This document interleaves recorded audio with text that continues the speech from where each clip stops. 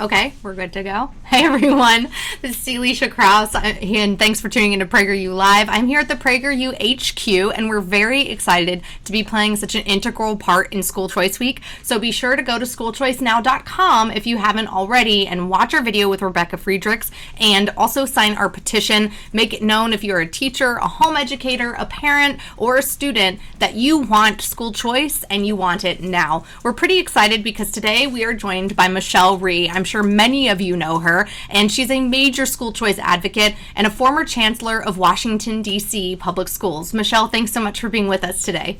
Absolutely. Thanks for having me. We appreciate the time. My first question for you is, I've seen numerous interviews with you. I'm sure most of our audience that's pro-school choice has seen Waiting for Superman, and everyone I've always spoken to is like, man, that chick is really like bad A. She's really cool, and you seem extremely passionate about school choice. Can you just give us a little glimpse into your heart and your passion and why you are so supportive of school choice? I would say it's just because of the experiences that I've had throughout my life.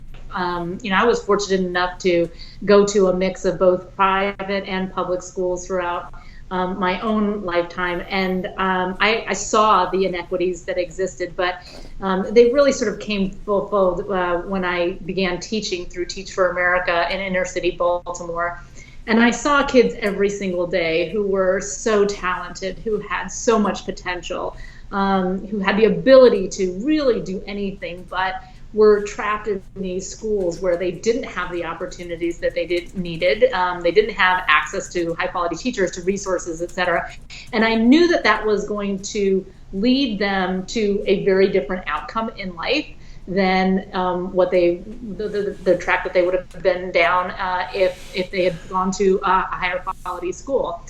So since then, I've always sort of felt passionately about the need to provide all kids in our nation with an excellent education.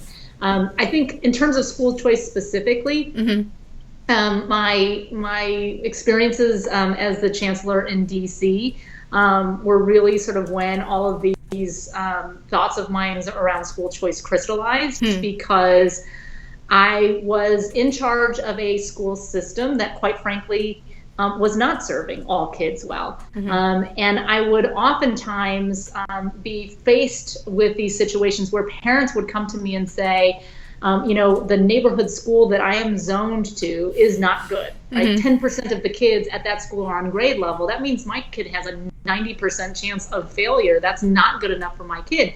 So what can you do for me? Where can I send my kid to school? And as the head of that system, honestly, if I was being straightforward with people, I would say, like, I don't have a spot at a high quality school for you to send your child to. A school that I would feel comfortable sending my own kids to. Yeah. And so at that point, when I was in that situation, what am I going to say to that parent? Am I going to say, just wait for 5 more years until all the reforms kick in, right?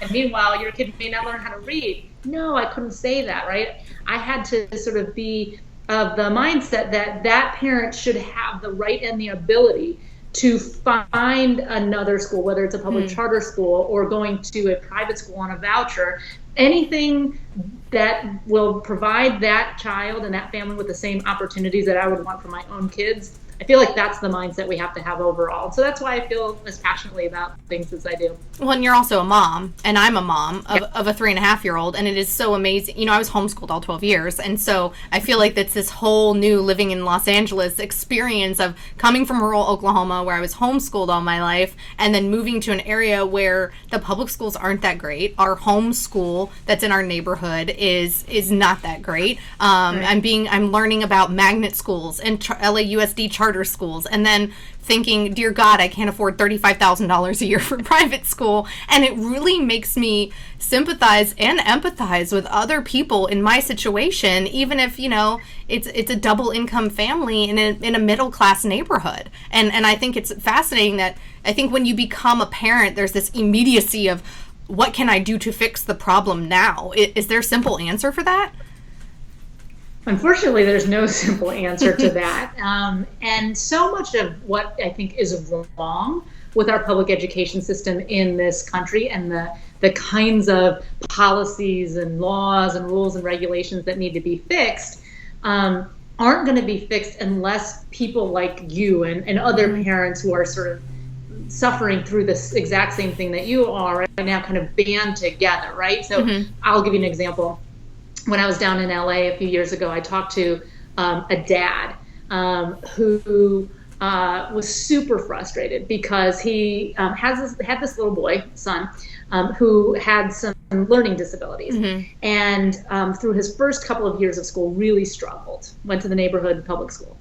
Second grade year, had this phenomenal teacher, and he said, my kid now loves going to school. I cannot tell you what this one lady has done to all of our lives. I feel like some teachers are miracle workers in that way. And so this woman really was. And he was so frustrated because the teacher was actually a relatively new teacher, and she had just gotten a pink slip, right? So she was going to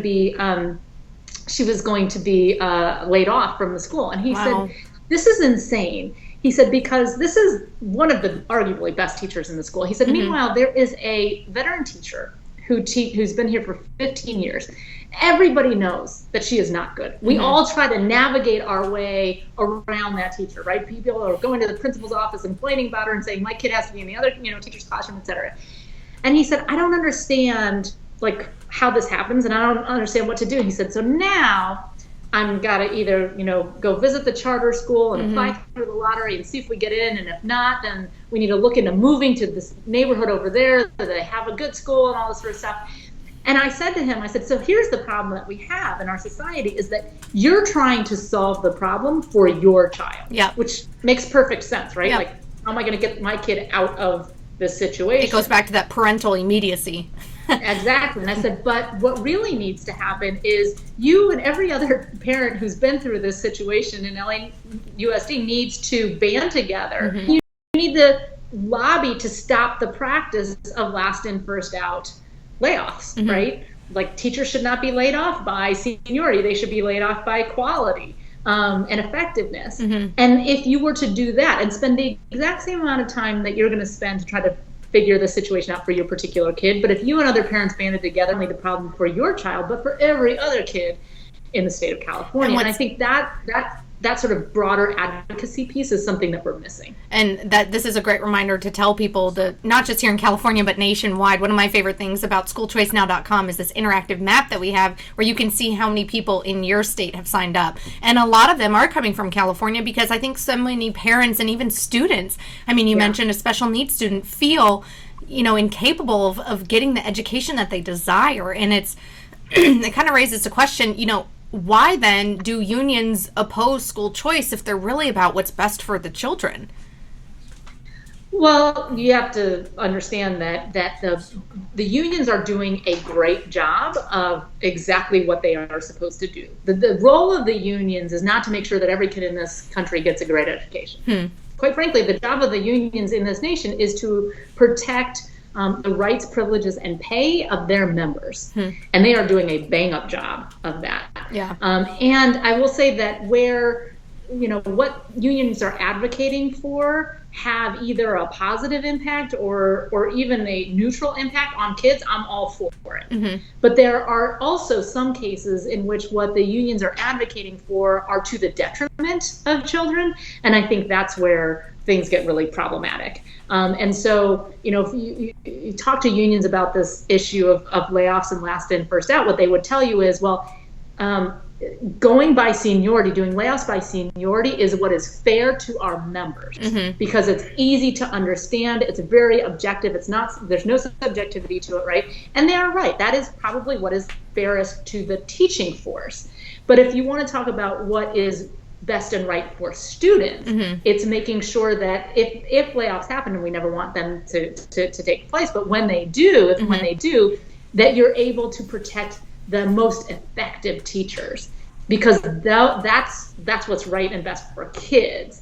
And so that's just one example of where kind of the interests of the unions are actually at odds with what's in the best interests of kids, and where we often have these tussles. Yeah.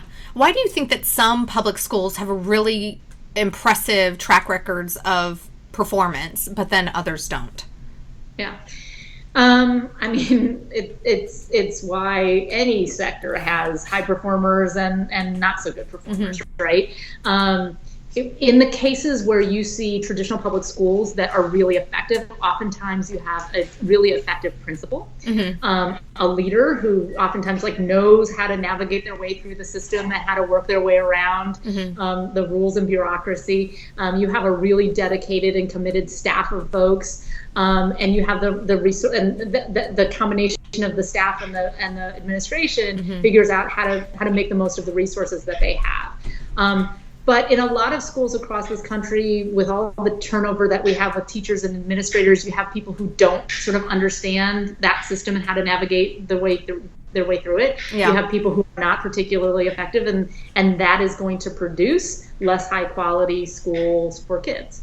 And how much do you think the importance of parental involvement is? Because I feel like my teacher friends that I speak to, they say, a parent's involvement can really make or break, and what happens at home is just as important as what happens within the school walls. Yeah, I think parental involvement is critical. And in fact, the research shows that when you have higher levels of parental involvement, the kids do better. And so anything that schools and school districts can do to increase the amount of engagement with parents, the better it's going to be for kids. But I will say, having run a traditional public school district that was very bureaucratic before, oftentimes those bureaucracies are not particularly welcoming and friendly to parents. So we set rules of, no parents are allowed past this line after 8 o'clock, or, you have to sign 1 million forms in order to come into the school and that sort of thing. And when you got rules and regulations like that in place, it's not conducive to parents feeling like they're welcome, that the school wants them to be a part of their children's academic lives. And so, while we need more parental involvement and more parents have to be more actively engaged, I think schools have to do their part to make sure that parents also feel welcomed to do that. They want there to be this level of accessibility, and that's a two-way street. Absolutely. Yeah, for sure. Do you think that the same solutions that work for a rural school, like where I'm from in southeastern Oklahoma, could also apply to a metro area like the Bay Area or the whole of Los Angeles County? I mean, I'd say that there are some things that, some tenets that apply to effective schools regardless of where they are, right? Again, having a really strong school leader, a great committed staff, really strong and high rigorous standards and curricula, high expectations of kids. Those things I think are going to be present in a high quality school regardless of where it is. But I do think that there are some specific challenges that rural schools have that urban schools don't have, and that those things need to be taken into account as we're thinking about how do we reform the system, right? Well, how do you reform the system in a school district that has 4 schools versus 4,000 schools is very different. And so what are some of the challenges that you think that rural schools face over metropolitan area schools? Yeah. So rural schools have a lot of difficulty with teacher quality and making sure that they can recruit teachers to their schools, because oftentimes young people who are coming out of schools of education, who are sort of thinking about exciting thing to them. Like so that's Harlem, New York is a little more exciting than middle of nowhere, Alabama. That's right. Another thing is that when you have such small scale, so only a really small number of students who are attending your high school, for example, it's really difficult to then figure out how do you provide a robust course offering for high school students, right? How do you how can you give instruction in multiple languages when you only have 50 kids in the class? You can't say we're going to teach Spanish and German and Mandarin as well, right? So that lack of scale often impacts a school's or a district's ability to offer robust course offerings, which I think there are a lot of ways to manage against that, especially now with technology. But in rural communities, like, technology is not what it needs to be. The connectivity, the digital divide still exists, and so that's a challenge also. So what are your thoughts? There had been some buzz a couple months ago when you had gone to meet with now President and Vice President Trump and Pence, and and then you publicly said, "Hey, I'm not interested in a position in the cabinet, but thanks." So what are your thoughts on President Trump's nomination for Education Secretary Betsy DeVos, who is an alumnus actually of the college that my husband went to in Michigan, Calvin? Okay. So I have known Betsy for a number of years. I think she is a very smart and reasonable person. She certainly has spent a lot of her career focused on school choice, and I think as it pertains to that particular issue, that she's going to be, very strong. I think, anybody who's in this kind of a role is in for a lot of pushback from lots of different sources. But Betsy's a strong person, and I know she'll make her way through it. So what would be your advice to her should she be confirmed? I think that a lot of it are things that she already knows and will do. I think sort of reaching out to parents, to teachers. I think, a lot of the pushback that she's getting right now are from kind of folks who are worried about what does she really stand for? What does she believe in? Does she not believe in public education? Does she want to privatize schools and that sort of thing? I think some of that is warranted based on kind of, her focus on school choice. Some of it is not. And I just think that the more outreach she can do with various constituencies and communities so that they can hear from her firsthand what her stances on these issues are, why she believes in what she believes in, I think it'll go a long way to kind of curbing some of the concerns folks have. I think really at this point and in a lot of life, because when you talk about unions or when you talk about, Betsy DeVos, it's all about messaging and the messaging and how it impacts people and then their reaction to that messaging. So I kind of wondered this question. Tenure seems to be this thing, and it's like this cloud, and it kind of has to do with the seniority problem too that you mentioned. So do you think that tenure should exist at any level in the American education system? I think that the problem that we have today is that what tenure has become and the way that tenure plays out is very different from what it was originally intended to do, right?